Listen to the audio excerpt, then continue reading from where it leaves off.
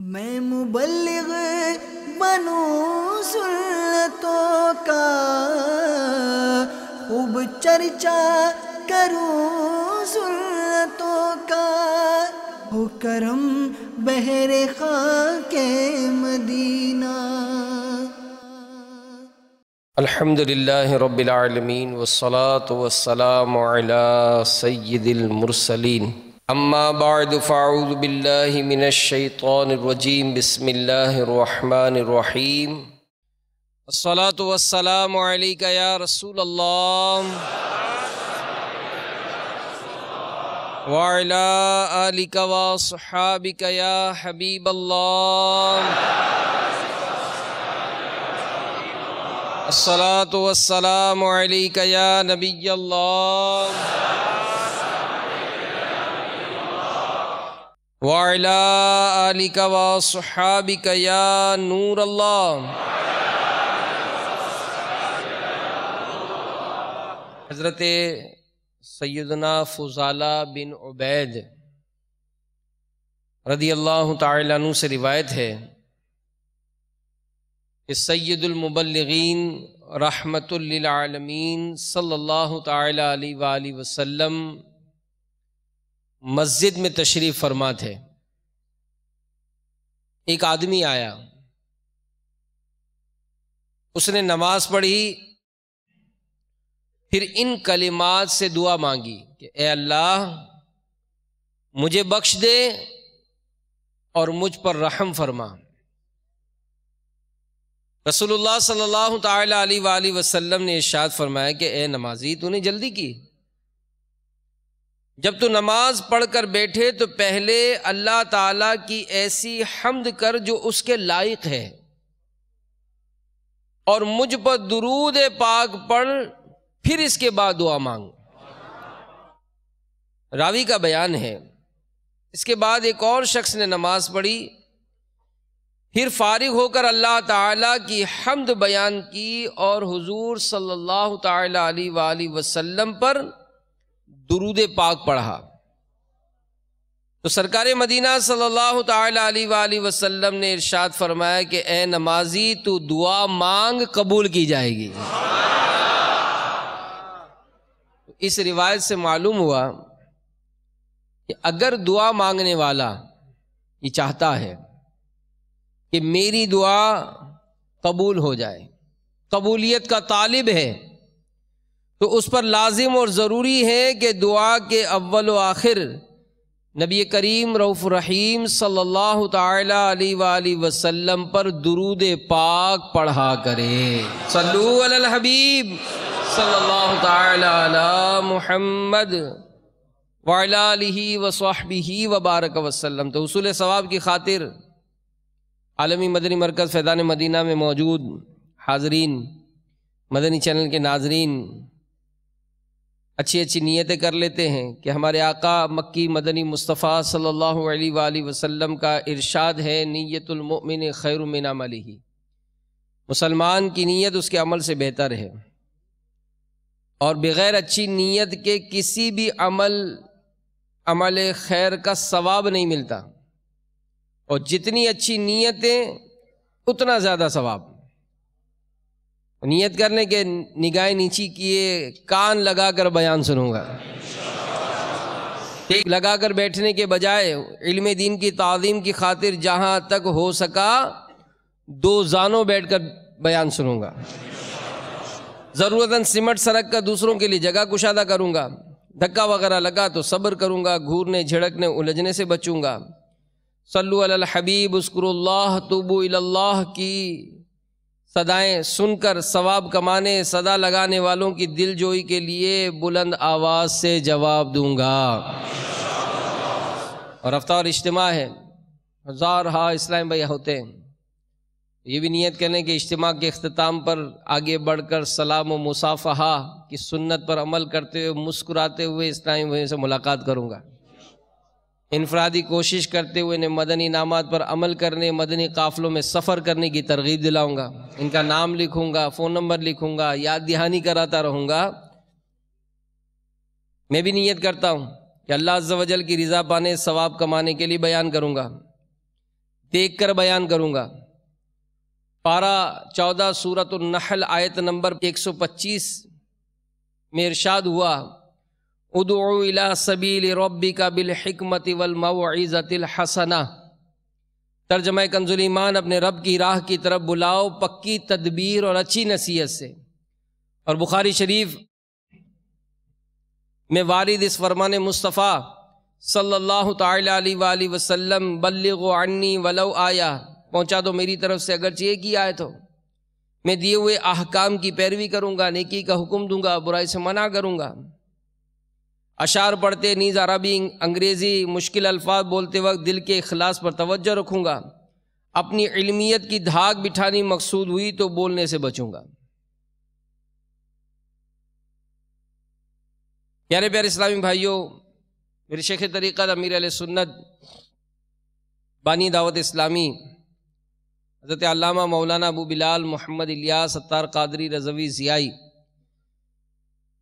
دامت برکاتہم العالیہ اپنے رسالے سانپ نما جن، اور یہ یاد رہے کہ غوث اعظم علیہ رحمۃ اللہ الاکرم کی سیرت کے حوالے سے امیر اہل سنت نے 3 ہی رسالے مرتب فرمائے، سانپ نما جن، منع کی لاش اور جنات کا بادشاہ۔ یہ ضرور پڑھیں، لیجئے، لنگر کیجئے۔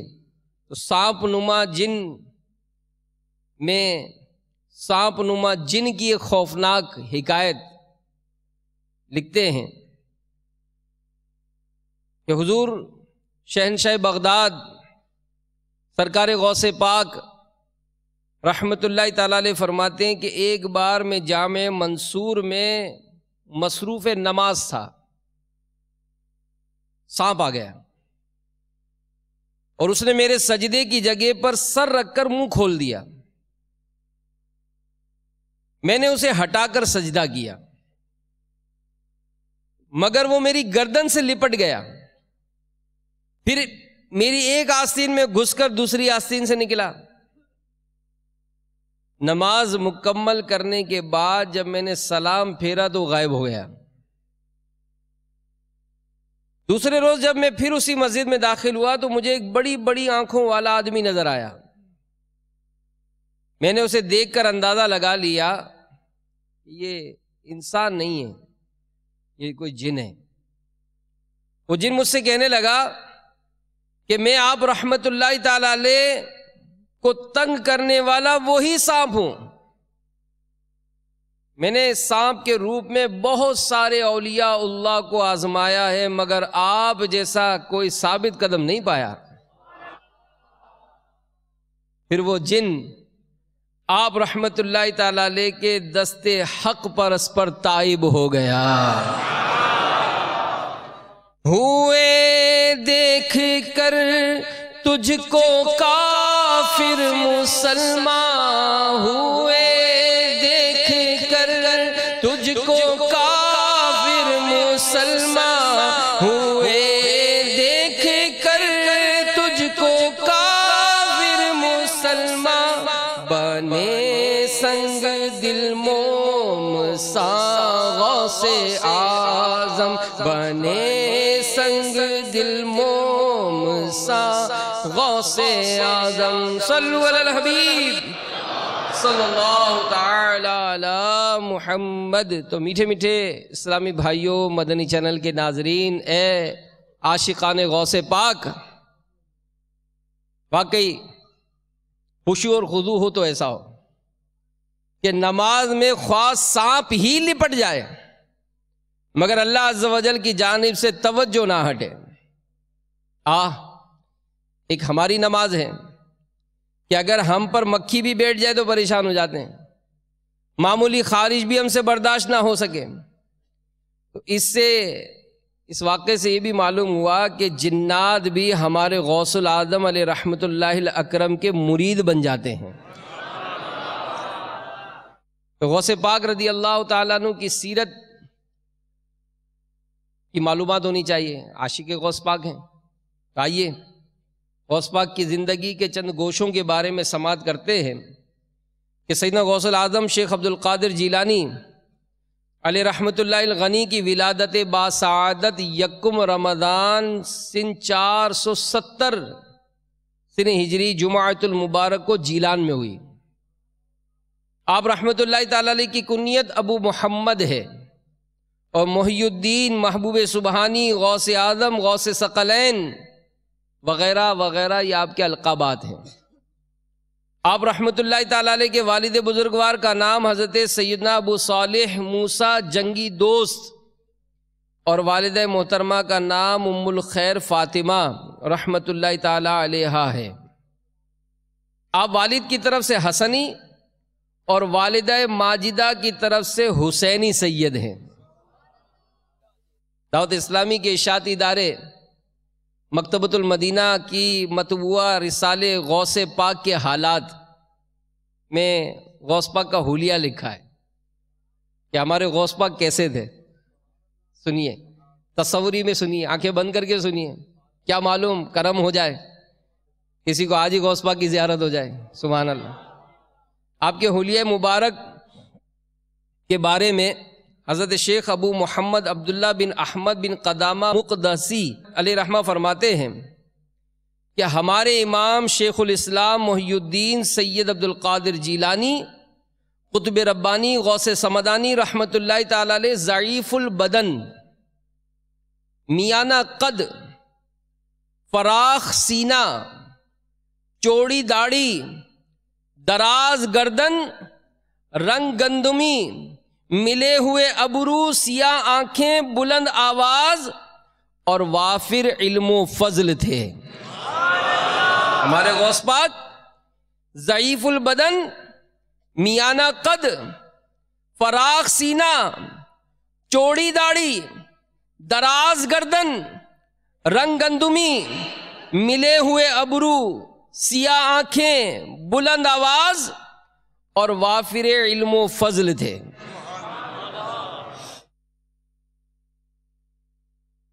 میری قسمت کا چمکا دو ستارہ یا شہ بغداد، میری قسمت کا چمکا دو ستارہ یا شہ دکھا دو اپنا چہرہ پیارا پیارا یا شہ بغداد، دکھا دو اپنا چہرہ پیارا پیارا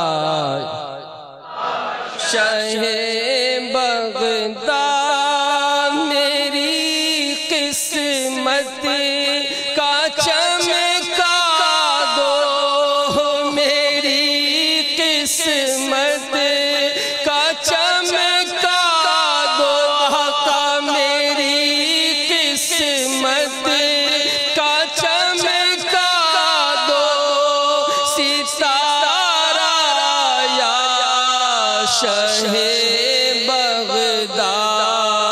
دکھا دو اپنا چہرہ پیارا پیارا یا شہ بغداد، دکھا دو اپنا چہرہ پیارا پیارا یا شہ بغداد۔ شیخ ابو عبداللہ محمد بن ابو الفتح ہروی رحمۃ اللہ تعالی علیہ فرماتے ہیں کہ میں نے حضرت شیخ محی الدین سید عبد القادر جیلانی قطب ربانی رحمۃ اللہ تعالی علیہ کی 40 سال خدمت کی۔ اس مدت میں آپ عشاء کے وضو سے صبح کی نماز پڑھتے تھے، اور آپ کا معمول تھا کہ جب بھی بے وضو ہوتے تھے اسی وقت وضو فرما کر 2 رکعت نماز نفل پڑھ لیا کرتے تھے۔ اے میرے میٹھے میٹھے اسلامی بھائیوں، اے مدنی چینل کے ناظرین، اے عاشقان غوث پاک، آپ نے سنا کہ ہمارے غوث پاک کا معمول تھا کہ آپ جب بھی وضو فرماتے تو 2 رکعت نفل پڑھ لیتے۔ حدیث پاک میں وضو کے بعد 2 رکعت نفل پڑھنے کی فضیلت آئی ہے، سنیے۔ چنانچہ ایک بار سرکار اقدس صلی اللہ تعالی علیہ وآلہ وسلم نے حضرت بلال رضی اللہ تعالی عنہ سے ارشاد فرمایا کہ اے بلال، کیا سبب ہے؟ میں جنت میں تشریف لے گیا تو تم کو آگے آگے جاتے دیکھا۔ اے بلال، کیا سبب ہے کہ میں جنت میں تشریف لے گیا تو تم کو آگے آگے جاتا دیکھا؟ عرض کی آقا، میں جب وضو کرتا ہوں 2 رکعت نفل پڑھ لیتا ہوں۔ فرمایا یہی سبب ہے۔ اس روایت سے معلوم ہوا کہ تحیۃ الوضو، وضو کے بعد 2 رکعت نفل جو پڑھے جاتے ہیں، یہ تحیۃ الوضو کہلاتے ہیں، اس کی بڑی فضیلت ہے۔ اور امیر اہل سنت بانی دعوت اسلامی حضرت علامہ مولانا ابو بلال محمد الیاس ستار قادری رضوی ضیائی دامت برکاتہم عالیہ نے اپنے مریدوں، اپنے طالبوں، اپنے متعلقین، دعوت اسلامی سے محبت کرنے والوں کو جو مدنی انعامات عطا فرمائے ہیں، اس میں مدنی انعام نمبر 20 میں اس فضیلت کو پانے کے بارے میں بھی ترغیب دلائی ہے، اور فرماتے ہیں کہ کیا آج آپ نے کم از کم ایک بار تحیۃ الوضو اور تحیۃ المسجد یہ ادا فرمائی؟ تو ہمارا حال کیا ہے؟ مدنی انعامات کا رسالہ ہی نہیں ہے، تو بھرنے کا ٹائم نہیں، پڑھنے کا ٹائم نہیں، غور کرنے کا ٹائم نہیں کہ میں کون کون سی فضیلتیں پا سکتا ہوں۔ یعنی غوث پاک کے مریدوں میں شامل ہو گئے، غوث پاک کے دامن سے وابستہ ہو گئے، جھوم جھوم کر گنگناتے ہیں کہ تیرے ہاتھ میں نے دیا ہے، یا مرشدی تیرے ہاتھ میں نے دیا ہے، تیرے ہاتھ ہے لاج یا غوث اعظم ہے، ہم نے اپنا ہاتھ دیا، غوث پاک کے دامن سے وابستہ ہوئے کس کے ساتھ؟ صدقے امیر اہل سنت کے ذریعے ہوئے، اپنے متعلقین کو دیے۔ اس مدنی نام پر عمل کر لیں، غور کر لیں میں کہاں کھڑا ہوں، سدھرنا چاہتے ہیں، نیک بننا چاہتے ہیں، لیجئے غور کیجئے میں کہاں کھڑا ہوں، 72 میں سے میرے کتنے پر عمل ہے؟ نہیں ہے، شروع کیجئے۔ مرشد کی دعائیں ہیں کہ تو ولی اس کو بنا لے اپنا رب لم یزل، مدنی انعامات پر جو کوئی کرتا ہے عمل۔ مرشد تو دعائیں دے رہے ہیں، مرشد دعائیں عطا فرما رہے ہیں کہ اے مالک و مولا اس شخص کو اپنا ولی بنا لے جو مدنی انعامات پر عمل کرے۔ ہم فکر مدینہ کا ہی ٹائم نہیں ہے، مسجد میں رہنے کے باوجود پہلی صف پانے کا جذبہ نہیں ہے، سنت قبلی ادا کرنے کا شوق نہیں ہے، نماز پڑھنے کے بعد اوراد و وظائف پڑھنے کا شوق نہیں ہے، دعوت اسلامی کے مدرسۃ المدینہ بالغان میں قرآن پڑھنا سیکھ لیا، اب قرآن کھولنے کا ٹائم نہیں ہے۔ یہ مدنی انعامات جو امیر اہل سنت نے مرتب فرمائے ہمیں اپنی ان تمام غفلتوں کو یاد دلاتے ہیں، احساس دلاتے ہیں کہ کہاں کھڑے ہم، کیونکہ چاہے کوئی کسی بھی ذمہ داری پر پہنچ گیا، دعوت اسلامی کے مدنی ماحول سے وابستگی کا سبب کیا؟ میں سدھرنا چاہتا ہوں، یہی ذہن تھا۔ ہم دعوت اسلامی میں ذمہ دار بننے، نگران بننے نہیں آئے تھے، ہم تو سدھرنے آئے تھے۔ اب جس سطح پر بھی پہنچے ابھی بھی کلام وہی ہے کہ میں سدھرنا چاہتا ہوں، میں نیک بننا چاہتا ہوں، تو اب میری کیفیت کیا ہے، میں کہاں کھڑا ہوں؟ وہ امیر اہل سنت اپنے اس مدنی انعامات کے رسالے جو صرف 2 روپیہ ہدیہ پر ہے، اس کو دیکھیں، پڑھیں، چاہے آپ داڑھی رکھیے نہیں رکھی، امامہ پہنا ہے نہیں پہنا، آپ لیں تو صحیح۔ جب مرشد کی دامن سے وابستہ ہوئے، امیر اہل سنت سے محبت کا دعویٰ ہے، لیجئے تو صحیح، ٹھنڈے دل سے پڑھیے تو صحیح، غور تو کیجئے، اللہ کی رحمت سے عمل بڑھتا جائے گا، اور انشاءاللہ یہ سفر ہم کو مرشد کے صدقے جنت میں داخل کرا دے گا۔ اور پھر جنت میں بھی یوں ہی نہیں رہنا ہے، پاپا کیا فرماتے ہیں کہ اللہ کی رحمت سے تو جنت ہی ملے گی، اللہ کی رحمت سے امید ہے، اللہ کی رحمت سے تو جنت ہی ملے گی، کاش محلے میں جگہ ان کے ملی ہو۔ تو آپ بھی نیت کر لیجئے کہ جب بھی وضو کریں اگر مکروہ وقت نہ ہو تو 2 رکعت نماز تحیۃ الوضو یہ ادا کریں گے، انشاءاللہ عز و جل اجر و ثواب کا خزانہ ہاتھ آئے گا۔ بہرحال ہمارے غوث پاک رحمت اللہ تعالی علیہ بہت زیادہ عبادت اور ریاضت، قرآن مجید کی تلاوت یہ فرمایا کرتے تھے۔ چنانچہ منقول ہے حضور غوث الثقلین رحمت اللہ تعالی علیہ 15 سال تک رات بھر میں ایک قرآن پاک ختم کرتے رہے۔ اسی طرح منقول ہے کہ آپ رحمت اللہ تعالی علیہ روزانہ 1000 رکعت نفل ادا فرماتے تھے۔ کسی کے ذہن میں یہ وسوسہ ہو کہ ہم تو جب بھی عبادت کرتے ہیں تھک جاتے ہیں، ہم سے تو عشاء کی نماز نہیں پڑھی جاتی ہے، کوئی ہم سے سیکھے کہ یار ذرا مجھے رکعتیں تو سکھا دے، کوئی ہم سے پوچھے کہ بھائی ذرا یہ 5 نمازوں میں رکعتیں کتنی ہوتی ہیں، ہم سکھا سکتے ہیں نا۔ اسلام میں سیکھا ہے کہ بھائی فجر میں کتنی رکعتیں ہوتی ہیں، 4، ظہر میں کتنی ہوتی ہیں، بلند آواز سے، عصر میں، مغرب میں اور عشاء میں۔ اب جواب نہیں دیجیے گا، اپنے آپ سے پوچھ لیجیے گا کل کی جو 5 پڑھی تھی، فجر میں اگر اٹھے وقت پر اور رہے نصیب جماعت کے ساتھ پڑھی یا وقت میں بھی پڑھی تو امید ہے 4 ہی پڑھی ہوں گی۔ ظہر میں 12 پڑھی تھی کہ 10، عصر میں 8 پڑھی تھی کہ 4، مغرب میں 7 پڑھی تھی کہ 5 اور عشاء میں 17 پڑھی یا 9۔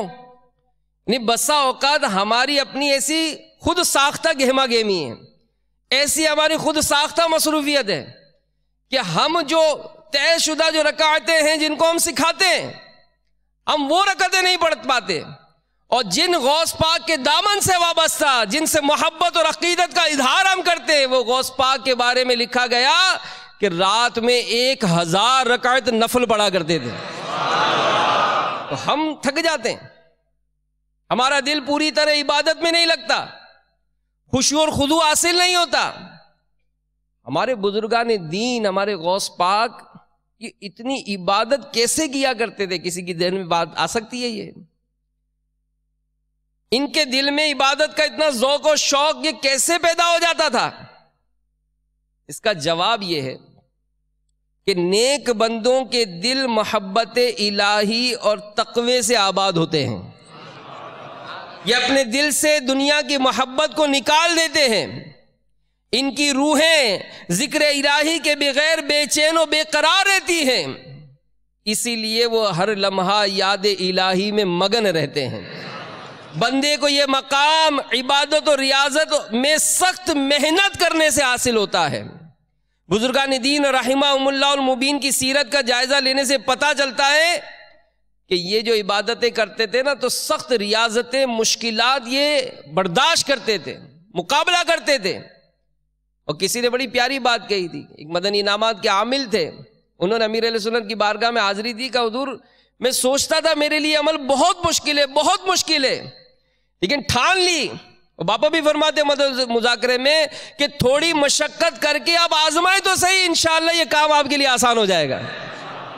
تو ہماری اسلاف و بزرگان دین یہ سختیاں جھیلتے تھے، ریاضتیں کیا کرتے تھے۔ بہجت الاسرار شریف میں سرکار بغداد حضور غوث پاک رحمت اللہ تعالی علیہ فرماتے ہیں کہ میں کرخ کے جنگلوں میں برسوں رہا ہوں، درخت کے پتوں اور بوٹیوں پر میرا گزارا ہوتا، مجھے پہننے کے لیے ہر سال ایک شخص اون کا ایک جبہ لا کر دیتا تھا جس کو میں پہنا کرتا تھا۔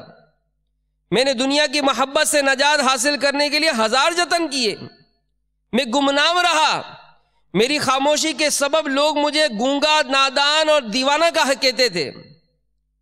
میں کانٹوں پر ننگے پاؤں چلتا، خوفناک غاروں، بھیانک وادیوں میں بے جھجک داخل ہو جاتا، دنیا بن سنور کر میرے سامنے ظاہر ہوتی، مگر الحمدللہ میں اس کی طرف توجہ نہ کرتا۔ میرا نفس کبھی میرے آگے عاجزی کرتا کہ آپ کی جو مرضی ہوگی وہی کروں گا، وہ کبھی مجھ سے لڑتا، اللہ عز و جل مجھے اس پر فتح نصیب فرماتا۔ میں مدتوں مدائن کے بیابانوں میں رہا، اپنے نفس کو مجاہدات میں لگاتا رہا، 1 سال تک گری پڑی چیزیں کھاتا، بالکل پانی نہ پیتا، پھر 1 سال سے پانی پر گزارا کرتا، گری پڑی چیزیں غذا نہ کھاتا، پھر 1 سال بغیر کچھ کھائے پیے فاقے سے گزارتا۔ مجھ پر سخت آزمائشیں آتی ہیں، ایک بار سخت سردی کی رات میں میرا یوں امتحان لیا گیا کہ بار بار آنکھ لگ جاتی، مجھ پر غسل فرض ہو جاتا، میں فوراً نہر پر آتا، غسل کرتا، اس طرح ایک رات میں 40 بار میں نے غسل کیا۔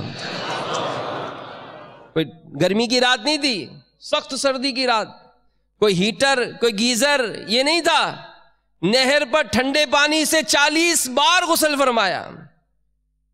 حضرت علامہ امام شعرانی قدس سر النورانی طبقات کبریٰ میں حضور غوث پاک رحمت اللہ تعالی علیہ کا یہ ارشاد گرامی نقل کرتے ہیں کہ ابتداً مجھ پر بہت سختیاں رکھی گئیں، جب سختیاں انتہا کو پہنچ گئیں میں عاجز آ کر زمین پر لیٹ گیا، میری زبان پر قرآن پاک کی یہ آیات جاری ہو گئیں، فَإِنَّ مَعَ الْعُسْرِ يُسْرًا إِنَّ مَعَ الْعُسْرِ يُسْرًا۔ ترجمہ کنز الایمان، تو بے شک دشواری کے ساتھ آسانی ہے، بے شک دشواری کے ساتھ آسانی ہے۔ الحمدللہ عز وجل ان آیات کی برکت سے وہ تمام سختیاں مجھ سے دور ہو گئیں۔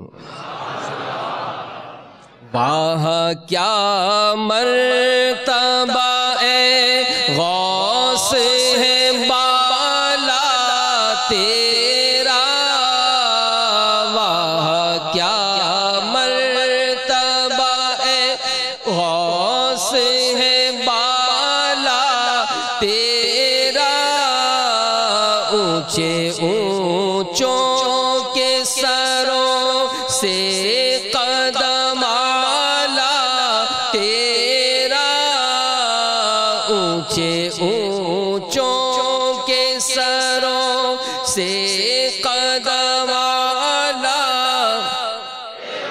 تو میٹھے میٹھے اسلامی بھائیوں، مدنی چینل کے ناظرین، عاشقان غوث پاک، دیکھا آپ نے کہ ہمارے غوث اعظم نے اپنے رب کا قرب پانے، اپنے نانا جان رحمت عالمیان صلی اللہ علیہ وآلہ وسلم کو خوش فرمانے، نفس و شیطان پر غالب آنے، دنیا کی محبت سے پیچھا چھڑانے، گناہوں کے امراض سے خود کو بچانے، مخلوق خدا کو راہ راست پر لانے، مبلغ کا شرف پانے، نیکی کی دعوت کی دھوم مچانے، بے شمار کفار کو دامن اسلام میں داخل فرمانے کے لیے سال ہا سال جد و جہد فرمائی۔ یہ 12 ماہ کے مدنی قافلے میں سفر کا جو باپا کی طرف سے ترغیب ہے، یہ سوچے اس میں ہمارے لیے کیا ہے۔ یہ 12 ماہ میں 1 ماہ کا قافلہ سفر کرنے کی جو ترغیب ہے، اس میں ہمارے لیے کیا ہے۔ یہ 27 دن گھر پر آسائش حاصل کرنے کے بعد ہر ماہ کم از کم 3 دن قافلے میں سفر کرنے کی جو مرشد کی طرف سے ترغیب ہے، کیا ہے۔ یہ ہفتہ وار علاقہ دورے کو پابندی سے کرنے کا جذبہ پانے کی جو مرشد کی طرف سے ترغیب ہے، کیا ہے۔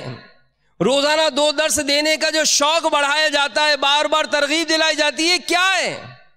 غور کریں کہ اسلاف اور بزرگوں کا یہ وہ انداز کہ جس میں وہ قربانیاں دے کر دین اسلام کی خدمت میں مصروف رہا کرتے تھے، مرشد اپنے متعلقین کو شامل کر رہے ہیں کہ ہمارے اسلاف، ہمارے بزرگوں نے دین کی اس طرح خدمت کی ہے۔ اے میرے مریدوں، میرے چاہنے والوں، اے دعوت اسلامی کے ماحول سے وابستہ ہونے والوں، اپنے معمولات پر کوئی اس کے مطابق ڈھالنے کی کوشش کریں۔ ہم کہیں کہ جناب ہمارے پاس ٹائم نہیں ہے، کاروبار سے چھٹی نہیں ملتی، نوکری سے چھٹی ملتی ہے، دنیا کا علم حاصل کرنے تو رات دن کوشش ہے۔ فرض علوم کتنا آتا ہے، اسکول جا رہے ہیں، کالج جا رہے ہیں، ٹیوشن جا رہے ہیں، سینکڑوں ہزاروں روپے خرچ کر رہے ہیں، بالغان مدرسہ تو مفت پڑھایا جاتا ہے، اس میں آنے کا ٹائم نہیں ہے۔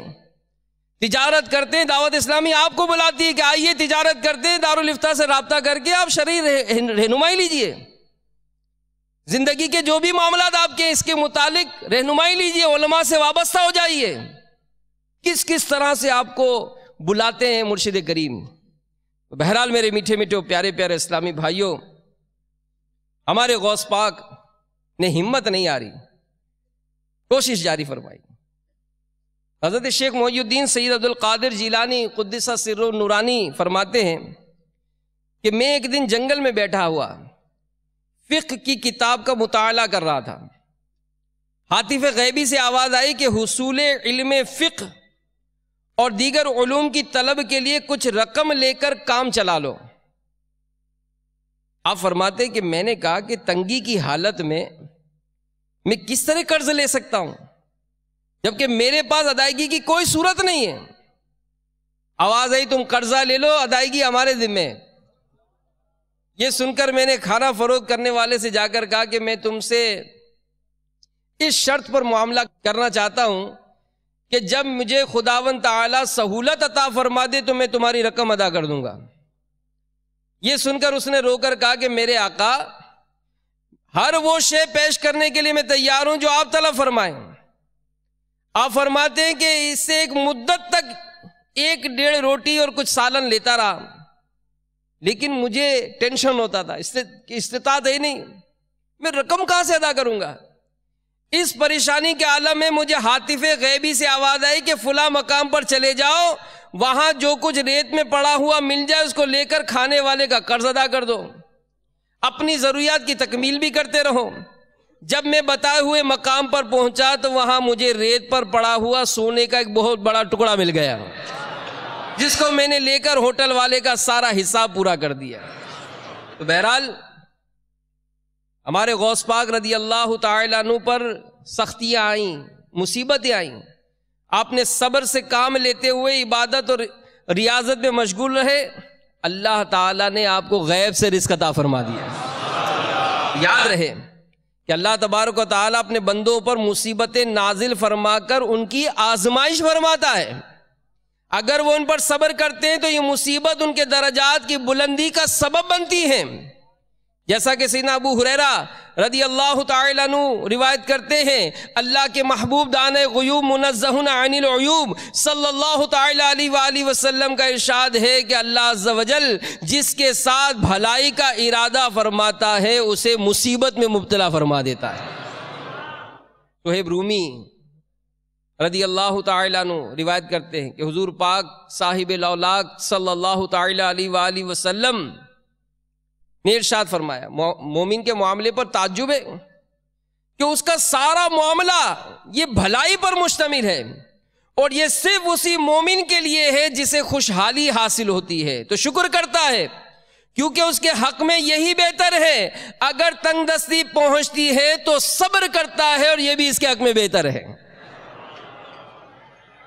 بہرحال مصیبتیں جو آتی ہیں اس کے متعلق حضرت سیدنا مولا علی مشکل کشا کرم اللہ تعالی وجہہ الکریم فرماتے ہیں کہ میں تم کو اللہ عز و جل کی کتاب میں سب سے افضل آیت کی خبر نہ دوں جو ہمیں رسول اللہ صلی اللہ علیہ وآلہ وسلم نے بتائی ہے، وما اصابکم من مصیبت فبما کسبت ایدیکم ویعفو عن کثیر۔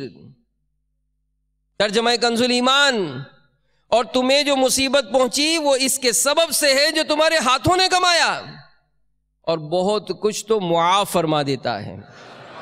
حضور اکرم صلی اللہ علیہ وآلہ وسلم نے یہ آیت تلاوت کرنے کے بعد ارشاد فرمایا، اے علی میں اس کی تفسیر بیان کرتا ہوں کہ تمہیں دنیا میں جو بیماری، سزا یا بلا پہنچتی ہے وہ اس سبب سے ہے جو تمہارے ہاتھوں نے کمایا۔ اللہ تعالیٰ اس سے بہت زیادہ قریب ہے کہ آخرت میں دوبارہ سزا دے، اور اللہ نے جب دنیا میں تم سے گناہ معاف کر دیے تو وہ اس سے زیادہ بہت حلیم ہے کہ معاف کرنے کے بعد سزا دے۔ جو کچھ ہے وہ سب اپنے ہی ہاتھوں کے کر تو، جو کچھ ہے وہ سب اپنے ہی ہاتھوں کے کر تو، شکوہ ہے زمانے کا نہ قسمت کا گلا ہے، شکوہ ہے زمانے کا نہ قسمت کا گلا ہے، صلو علی الحبیب صلی اللہ تعالی علی محمد۔ تو بہرحال میرے میٹھے میٹھے پیارے پیارے اسلامی بھائیوں، وہ لوگ جو جنت کی ابدی نعمتوں کو پیش نظر رکھتے ہوئے دنیا کی عارضی تکالیف پر صبر کرتے ہیں، اعمال صالحہ کی راہ میں آنے والی تمام تر مشقتوں کو برداشت کرتے ہیں اور اللہ کے حقوق ادا کرتے رہتے ہیں، ایسے خوش نصیبوں کو مبارک ہو کہ اللہ عز و جل انہیں کثیر انعامات و کرامات سے نوازتا ہے، مصیبت سے ان کی حفاظت فرماتا ہے، اور سب سے بڑھ کر یہ کہ اللہ تعالیٰ انہیں اپنا قرب عطا فرماتا ہے۔ چنانچہ پیروں کے پیر دستگیر روشن ضمیر قطب ربانی محبوب سبحانی پیر لاسانی پیر پیرا میر میرا شیخ ابو محمد سید عبد القادر جیلانی قدس سرہ النورانی تحدیث نعمت اور اہل محبت کی نصیحت کے لیے فرماتے ہیں کہ میں جن دنوں شب و روز جنگل میں رہا کرتا تھا، شیاطین خوفناک شکلوں میں طرح طرح کے ہتھیاروں سے لیس ہو کر فوج در فوج مجھ پر حملہ آور ہوتے، مجھ پر آگ برساتے، میں اللہ کی مدد سے ان کے پیچھے دوڑتا تو وہ منتشر ہو کر بھاگ جاتے تھے۔ کبھی شیطان اکیلا آ کر مجھے طرح طرح سے ڈراتا، دھمکیاں دیتا، کہتا یہاں سے چلے جاؤ، میں اس کو زوردار تماچا دے مارتا، وہ بھاگنے لگتا، پھر میں لا حول ولا قوت الا باللہ العلی العظیم پڑھتا تو وہ جل جاتا۔ دل پہ کندہ ہو تیرا نام کہ وہ دزد رجیم، دل پہ کندہ ہو تیرا نام کہ وہ دزد رجیم، الٹے ہی پاؤں پھرے دیکھ کے تغرا تیرا۔ تو معلوم ہوا کہ لا حول ولا قوت الا باللہ العلی العظیم، لا حول ولا قوت الا باللہ العلی العظیم، لا حول ولا قوت الا باللہ العلی العظیم۔ یہ پڑھنا شیطان کو بھگانے کا بہترین نسخہ ہے۔ اس لیے جب شیطانی وساوس بندے کو گھیر لیں تو اسے چاہیے کہ فوراً لا حول ولا قوت الا باللہ العلی العظیم پڑھے، انشاءاللہ شیطان لعین کا منہ کالا ہوگا۔ اور مفسر شہیر حکیم الامت مفتی احمد یار خان علیہ رحمت الحنان لکھتے ہیں کہ صوفیاء کرام رحمہم اللہ السلام فرماتے ہیں کہ جو کوئی صبح و شام 21 بار 21 ٹائمز لا حول شریف یعنی لا حول ولا قوت الا باللہ العلی العظیم پانی پر دم کر کے پی لیا کرے تو انشاءاللہ عز و جل وسوسہ شیطانی سے امن میں رہے گا۔ اب صبح کب ہوتی ہے، شام کب ہوتی ہے، یہ بھی ایک مسئلہ ہے، کیونکہ اب کوئی جو پڑھنے جاتا ہے جامعہ میں مدرسے میں تو وہ تو 8 بجے اس کو جانا ہوتا ہے، وہ تو کہتا ہے بھائی صبح ہی میں ناشتہ کر کے مدرسے چلا جاتا ہوں۔ کوئی دکاندار ہوتا ہے، آفس والا ہوتا ہے تو کہتا ہے بھائی میں 9 ساڑھے 9 بجے اٹھتا ہوں، 10 ساڑھے 10 ناشتہ کر کے ہم بھی اپنے آفس چلے جاتے ہیں۔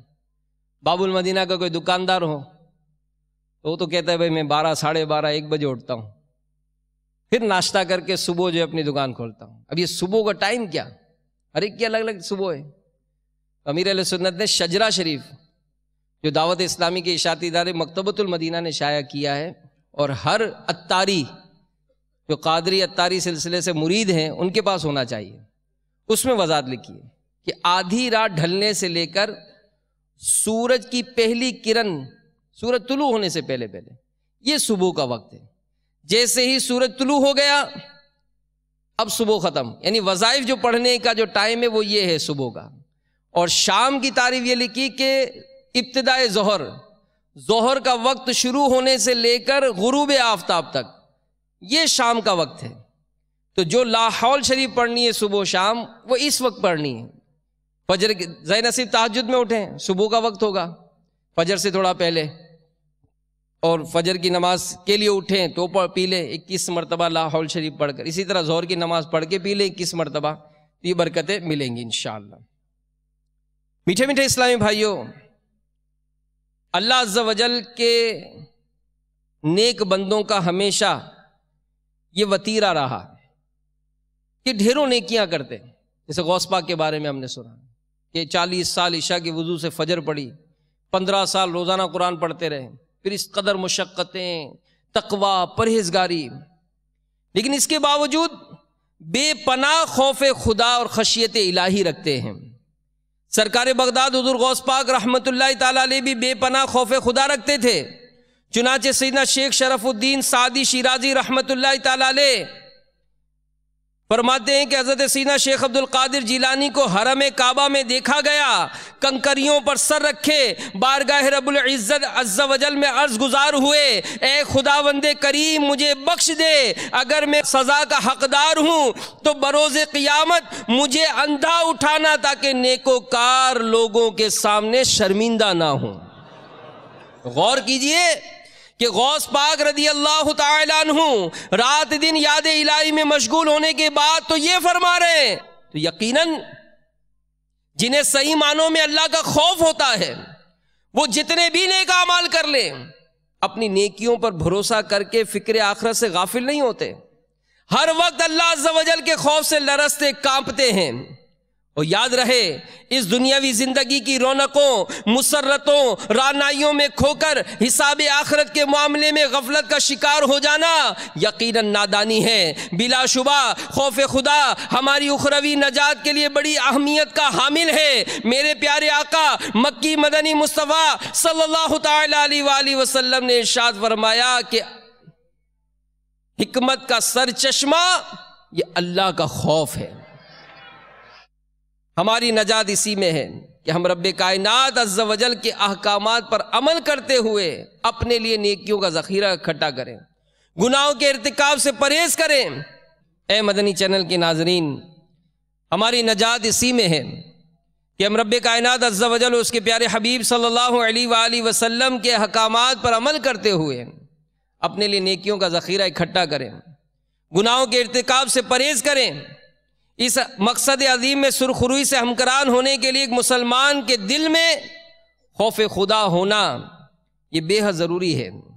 اللہ تبارک و تعالی پارہ 4 سورہ آل عمران میں ارشاد فرماتا ہے وَخَافُونِ إِن كُنتُم مُؤْمِنِينَ، ترجمہ کنز الایمان، اور مجھ سے ڈرو اگر ایمان رکھتے ہو.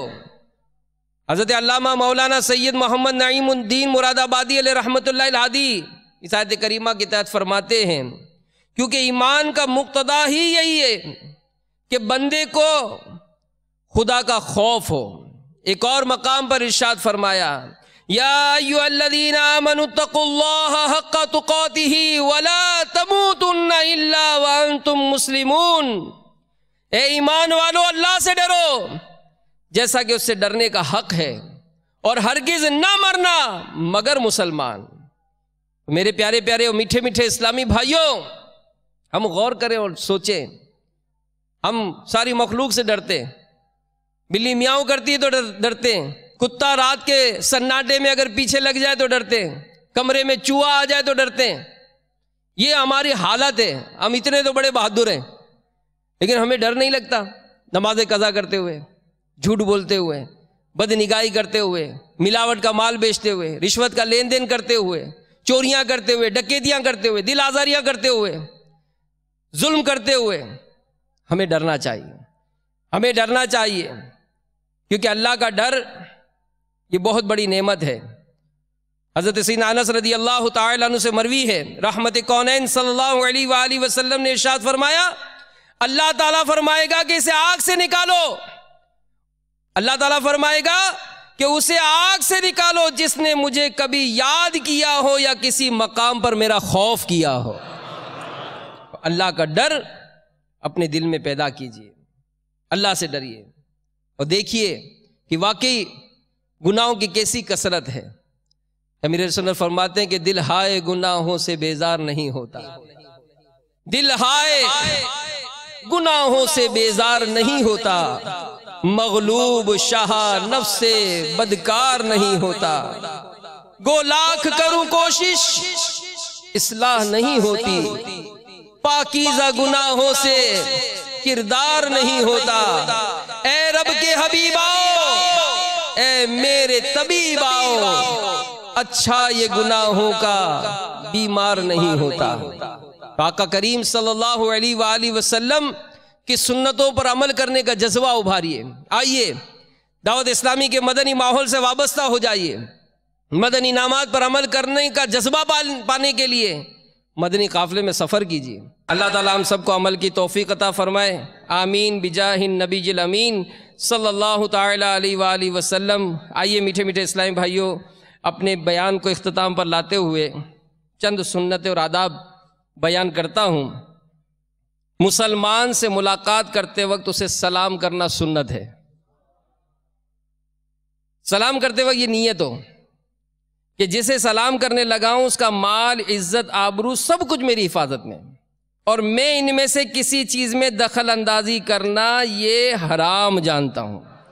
دن میں کتنی مرتبہ ملاقات ہو، ایک کمرے سے دوسرے کمرے میں بار بار آنا جانا ہو، وہاں موجود مسلمانوں کو سلام کرنا یہ کار ثواب ہے۔ اللہ تعالیٰ ہمیں عمل کی توفیق عطا فرمائے۔ میں مبلغ بنوں سنتوں کا، خوب چرچا کروں سنتوں کا، ہو کرم بہر خاک مدینہ۔